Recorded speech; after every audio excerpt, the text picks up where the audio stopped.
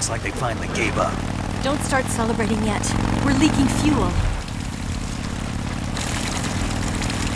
Damn it. Tank shot up.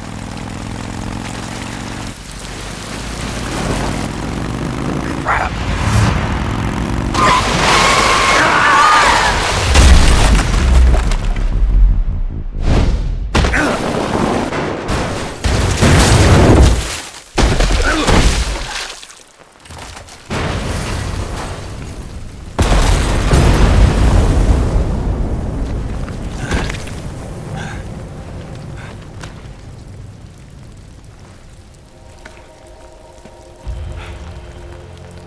Eva!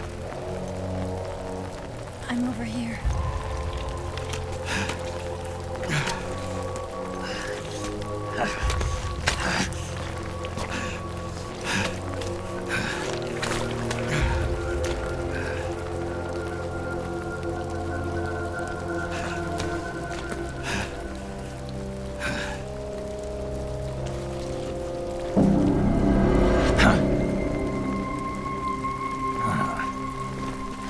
Snake. How's it look? Pretty bad. Not a sensitive bone in your body. Eva, What about you, Snake? I'm fine. That's good to hear.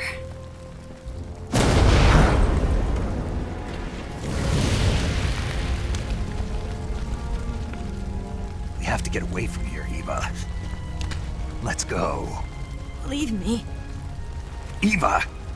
The boss is waiting for you. You have to go. Give me a gun. No, we're getting out of here. We're still far away from the lake. I'll never make it. I can't believe this. I never thought I'd see you act this weak. What do you mean? Listen to me, Eva. We're doing this together. No, you... Eva, I need you. Say that one more time. I need you. I can't fly the wig by myself.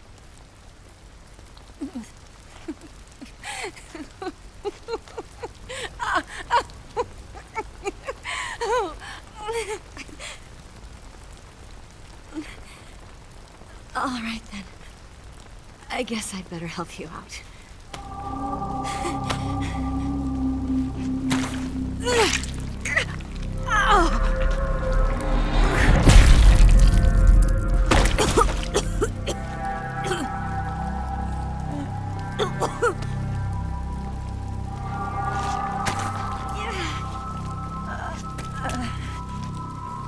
You're lucky to have me.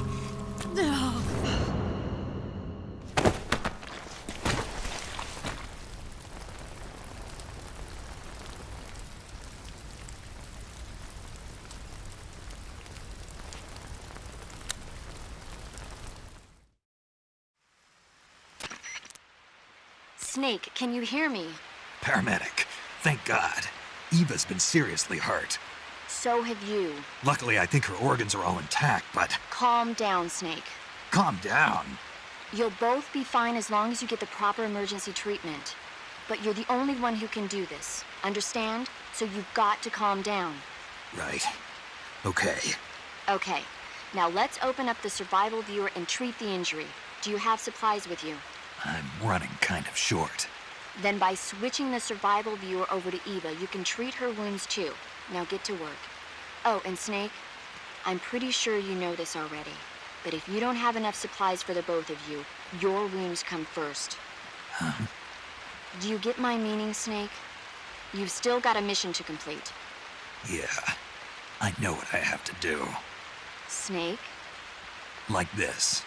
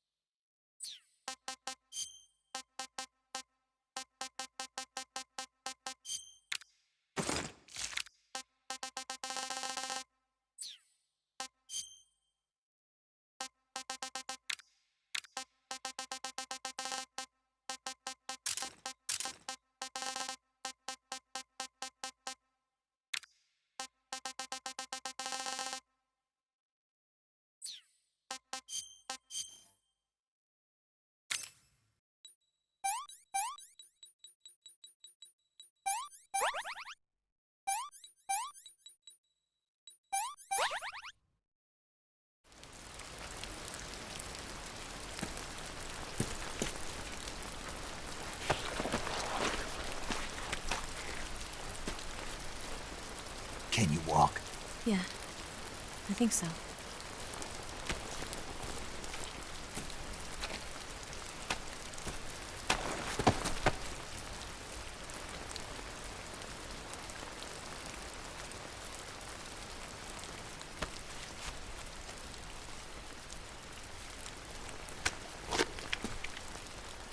Here. It's different from the Mauser. When you're using a two-hand grip, you have to be careful where you put your hands or your fingers will get burned by the exhaust gas from the cylinder gap.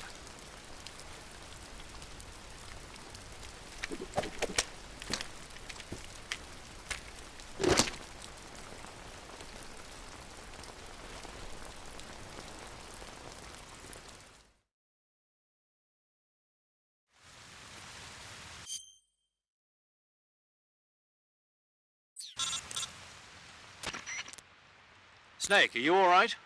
I've been better. What about Eva? I healed her up. She can manage. Good. Snake, you'll take the lead and break through the enemy's line of defense. Eva will ordinarily be following behind you. If you lie on your belly, she'll lie down as well. If you slip and fall off a cliff, she'll follow right behind. You can call out to Eva by pressing the action button. Head to the lake along with Eva.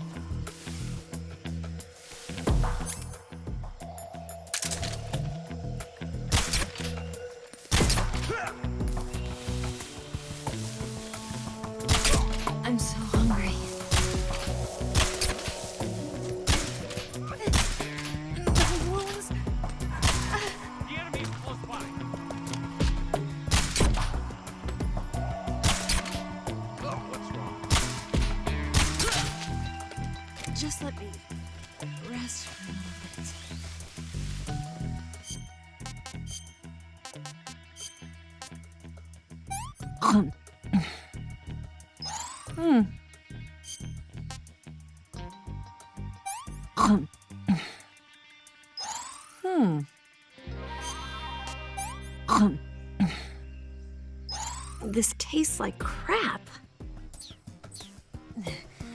I can walk.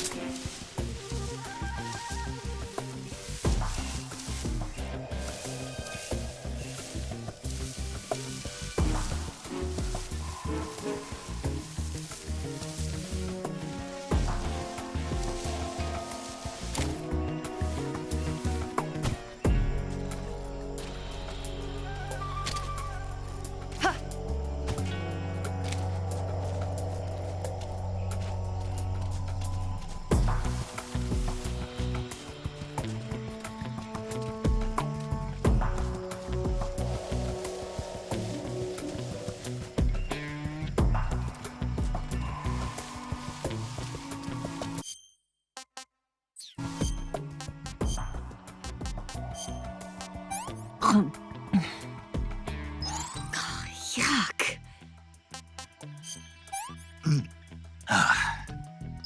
Sick. Can't eat anymore. What did you give me? I'm gonna puke.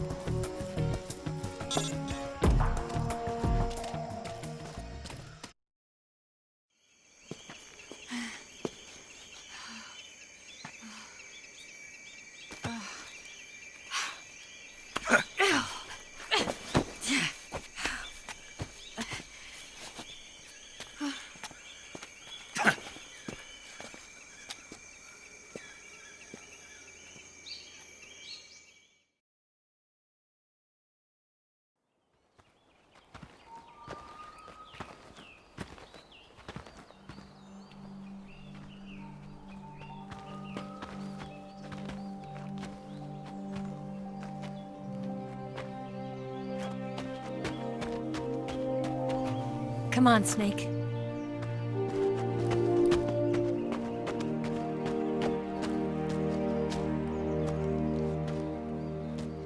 We made it. We made it. Over there.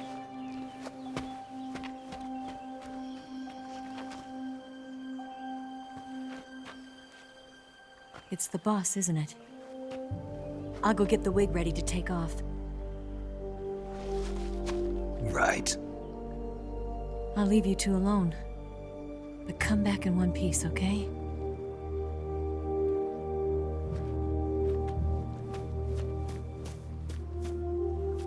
Promise me!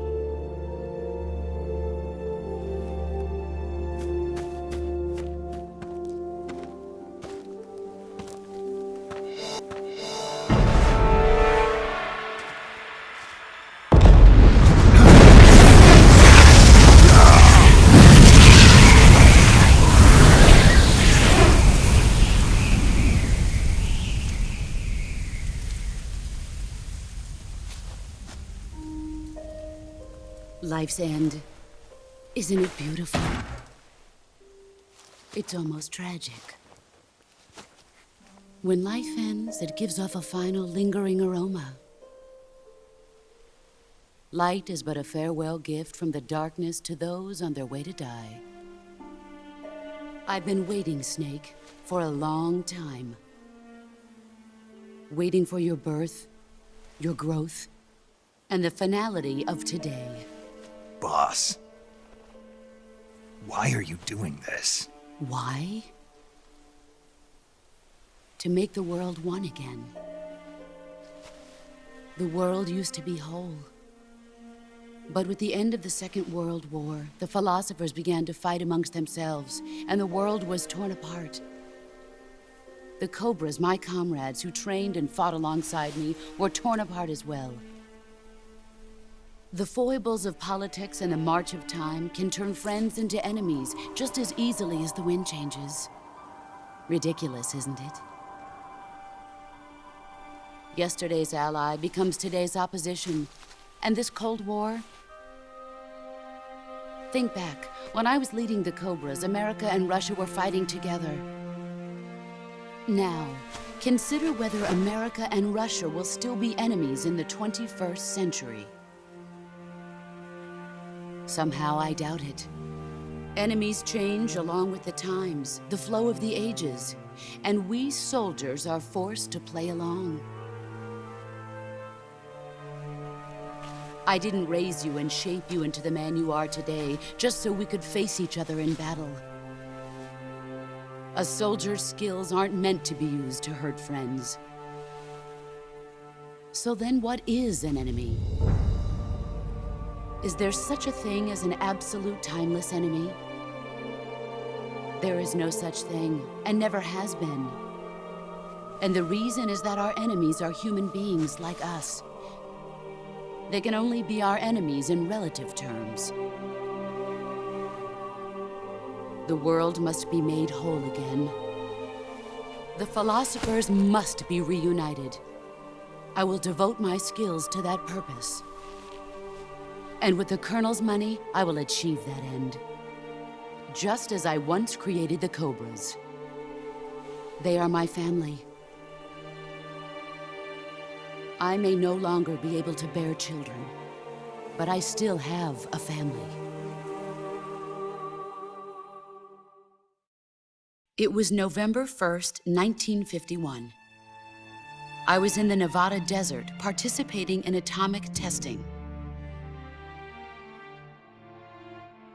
The name Nevada is derived from Spanish, covered in snow, white as snow. And snow is exactly what I saw in that Nevada desert. It froze my blood white. Snake, you were an atomic test subject, weren't you? On Bikini Atoll. That's part of the reason I was drawn to you. You and I are alike. We're both slowly being eaten away by the karma of others. We'll never have the chance to die peacefully of old age. We have no tomorrow. But we can still have hope for the future. In 1960, I saw a vision of the ideal future from space. 3 years earlier, the Soviet Union had succeeded in launching Sputnik, the first man-made satellite in history, into orbit. This came as a huge shock to the United States. In response, America threw everything it had into its own manned spaceflight project, the Mercury program. Even as the Soviets seemed poised to send their first man into space, America was still experimenting with chimpanzees and rockets. The government wanted human data, so they secretly decided to send a human being into space. I was the one they chose. At the time, they didn't have the technology to block out cosmic rays, and whoever they sent up would inevitably be exposed to heavy radiation. That's why they chose me. After all, I'd already been irradiated once. Of course, you won't find any of this in the history books. I could see the planet as it appeared from space. That's when it finally hit me. Space exploration is nothing but another game in the power struggle between the US and the USSR. Politics, economics, the arms race, they're all just arenas for meaningless competition. I'm sure you can see that, but the Earth itself has no boundaries. No East, no West, no Cold War.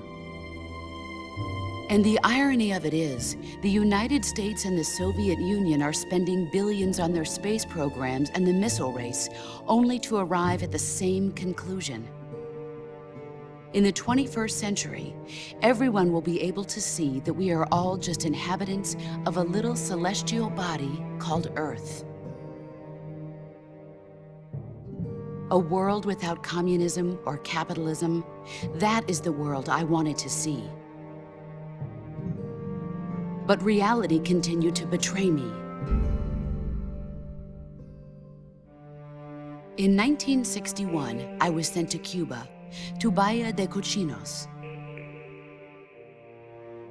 It was part of a CIA-sponsored invasion under the guise of taking Cuban exiles back to their country. But the US government betrayed them. Our weak-kneed president held back their air support. Defenseless, the exiles were annihilated by the Cuban army. All I could do was watch in silence. I was set up by the very country I'd sacrificed so much for, by the very government I dedicated my life to defending.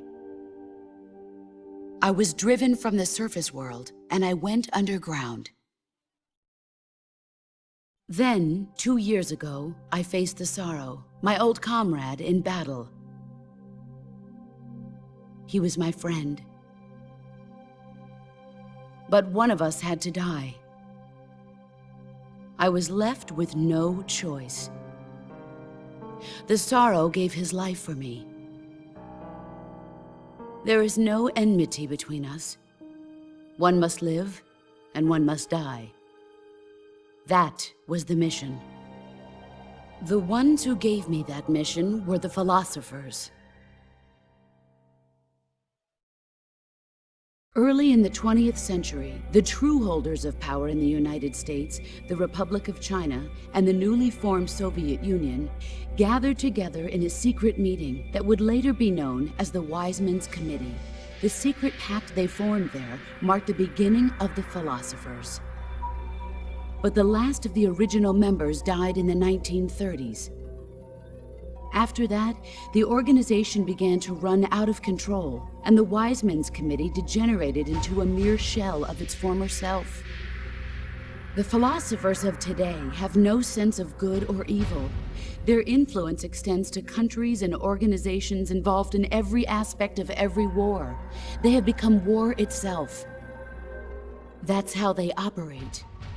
The sacrifices of war cause a shift in the times. This shift leads to renewed conflict, and in turn triggers the next war. Like a nuclear chain reaction, each conflict sparks countless others, forming an endless spiral that will continue on for eternity. Do you understand what I'm saying, Snake?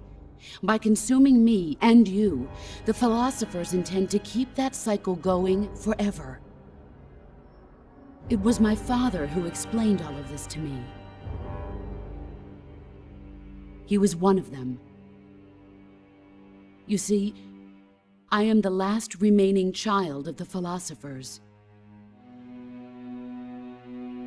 But after he revealed the truth, my father was killed by that same shapeless, formless organization. And my father isn't the only thing the philosophers have taken from me. In June of 1944, the Cobras and I took part in the landing at Normandy. We'd been given a top-secret mission to locate and destroy enemy V-2 rocket installations. I was pregnant at the time. The sorrow was the father. I gave birth on the field of battle. A beautiful baby boy.